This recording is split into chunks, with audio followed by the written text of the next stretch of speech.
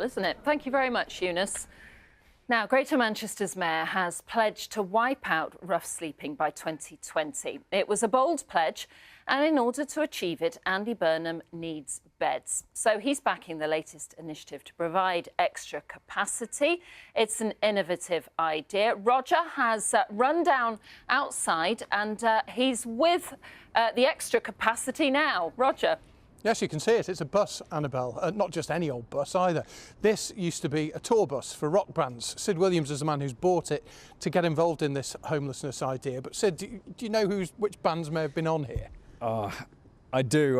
When we bought the bus, we weren't really allowed to say who, but I can tell you that everyone will know them. Famous A-lister bands, Fantastic. Touring around Europe, that kind of thing. And now they're providing beds for a very worthwhile cause. While we chat, Richard, our cameraman, is going to take you on board and show you at home around. It's fantastic. And as you'd expect from an A-list rock band bus, it's pretty well decked out as well. But what's the purpose behind this in greater detail, Sid? Sure. Well, as everyone's noticed, in Manchester, the number of people living on the streets has tripled in the last couple of years. So in many ways, it's a pragmatic response to that. We saw two things that this could be useful for.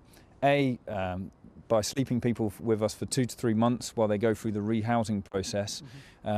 Resettlement officers at various different charities around Manchester and even Salford Council have said we have to start up to 10 times that process. So, but for people who are in a shelter, it's usually much more successful. So we're adding to the number of beds, really. So some people will say, and while people are looking around, they can see how cramped it is on board there. Sure. I mean, there's not a lot of privacy. There are some people with some mental health issues who might be staying on board there in confined spaces. You know, is it risky? I think running any homeless shelter comes with its risks. We've got a very robust set of rules and clear training and guidelines in place. No drugs, no alcohol? No drugs, no alcohol. The reality is, I've visited a number of the homeless shelters in Manchester. A lot of them are just mattresses on the floor.